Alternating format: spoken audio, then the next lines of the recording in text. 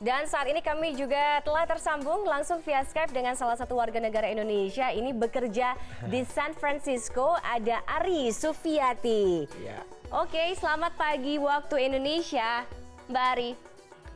Selamat pagi, Fani.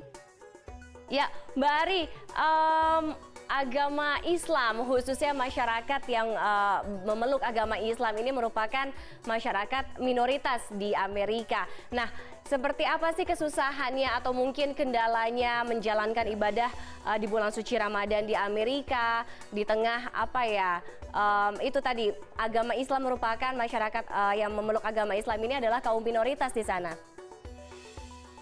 Iya, benar. Kalau kita lihat dari sudut minoritas,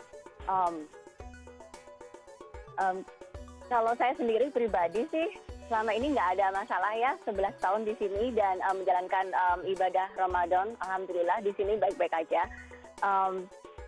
Memang kendala yang paling utama itu waktu, karena sekarang ini kita menjalankan ibadah Ramadan di summer ya, musim panas. Jadi kita imsak itu fajar itu sekitar jam 4.16 pagi. Lalu kita buka puasa jam 8.20 malam. Jam 8.20 sampai jam 8.30 malam, tergantung posisi di California, tergantung di posisinya di mana. Kalau kebiasaan masyarakat Muslim di sana, terutama warga negara Indonesia nih Mbak Ari, apa sih kebiasaan-kebiasaannya? Apakah dalam bulan suci Ramadan ini sering kumpul nih warga negara Indonesia, buka puasa bersama atau masak-masak bersama nih, masak-masak bareng? Saya sempat ke San Francisco dan ketemu sebenarnya beberapa restoran Indonesia yang cukup enak di sana ya. Ada Bayleaf, ada beberapa tempat lain gitu. Apakah itu juga jadi tempat kumpul warga Indonesia nih untuk menikmati masakan? Kalian tahu sendiri kan kalau warga Indonesia itu di mana-mana suka kumpul, mau ada Ramadan atau enggak, suka kumpul sama makan-makan bareng, benar nggak? Iya benar banget. Ya apalagi di bulan Ramadan, aduh kalau terus kita kan kangen banget ya, kayak misalnya buka puasa kayak di Indonesia, ada es cendol, ada ini, ada itu, ya kita ada acara. Selain acara makan-makan bareng, buka puasa dan sebagainya, itu bahkan ada beberapa komunitas, ada beberapa komunitas yang even untuk ibu-ibu rumah tangga ini biasanya hari-hari biasa mereka isi dengan acara tadarus bersama. Oh, positif Oke, sekali.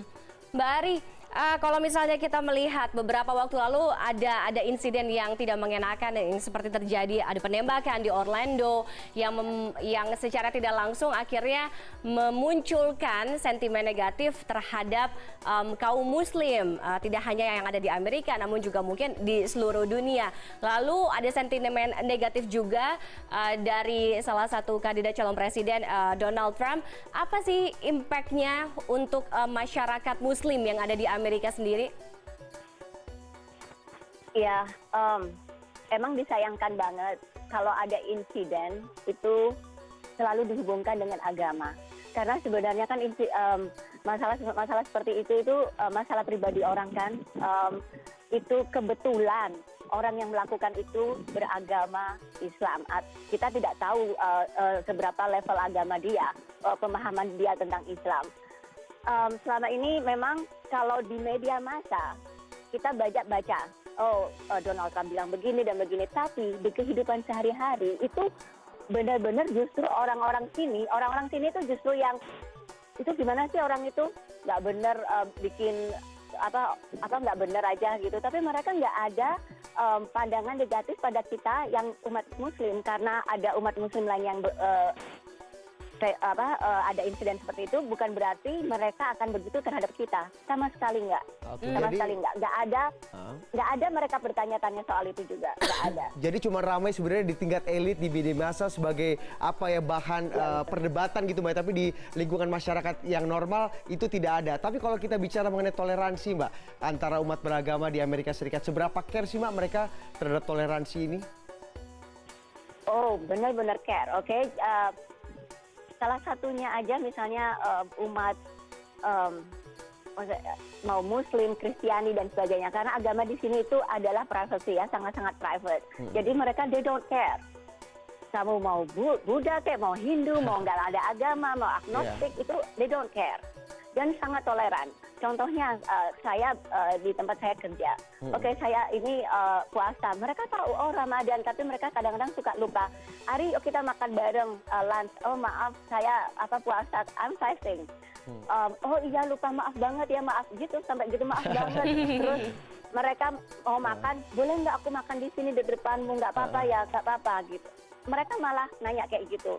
Terus mereka ingin tahu juga, terus kamu nggak makan nggak minum, kamu kalau butuh apa-apa, kalau memang nggak bisa ngerjain ini, kita bantu deh, kita bantu gitu, sampai kayak gitu.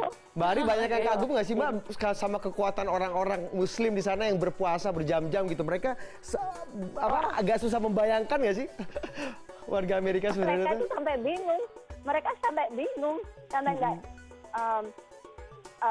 Saya bilang itu kita tuh puasa bukan nggak makan nggak minum doang, tapi juga nahan emosi kan, jadi nggak bisa emosi. Jadi mereka tuh kadang-kadang orang sini kan suka joke gitu ya, sarkastik ya. Saya sendiri juga begitu. Kadang-kadang joke gitu, misalnya bikin saya marah, emosi. Coba dites dulu kalau emosi nggak, kalau kayak gini gitu.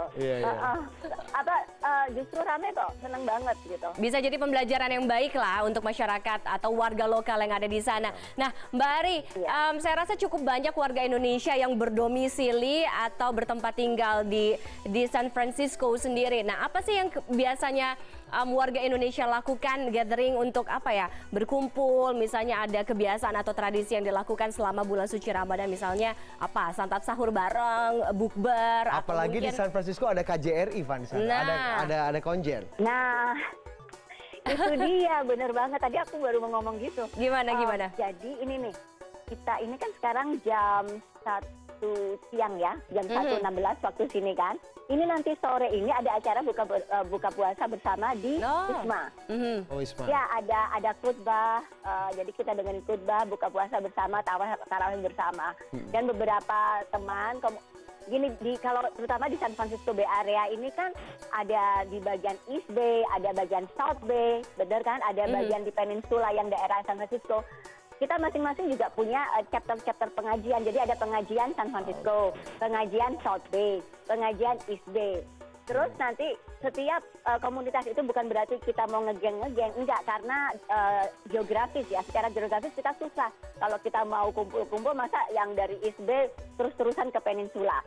Jadi kita ada chapter-chapter sendiri begitu. Nanti pas kumpul bareng seperti di acara Wisma ini, nanti terus kita kumpul bareng gitu.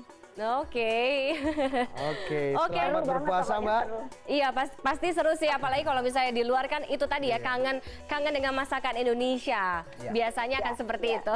Terima kasih Mbak Ari, selamat berpuasa dan salam untuk warga negara Indonesia yang ada di sana. Saya beberapa bulan lalu pernah ke San Francisco, Fani, sempat melihat bagaimana ibu-ibu di San Francisco itu kalau mereka kumpul tuh selain masak-masak, pasti yang dipamerkan itu masakan khas Indonesia. Ada kue-kue, saya nemu kue pancong, ada onde-onde, makanannya ada gulai kambing, luar biasa. Dan yang membuat saya tersentuh adalah ketika mereka tuh pasti punya kur ya, ada kur atau mungkin bermain angklung seperti itu. Ketika mereka nyanyi lagu Indonesia, mereka tidak sedikit dari mereka yang menitikkan air mata. Oke, biasanya sih saya tidak pernah tinggal di luar negeri, cuman kalau misalnya kita dengar cerita warga Indonesia yang tinggal di luar negeri, itu tadi baru kerasa kangennya dengan negeri sendiri itu ketika jauh dari negeri. Buat kita sih biasa, Pan, ya mungkin ya ada di Indonesia mendengar lagu-lagu Indonesia, lagu-lagu Kamu harus coba berarti. Tapi mereka sampai menangis, itu membuat saya itu yang sangat membekas bagaimana mereka cinta sekali dengan Indonesia.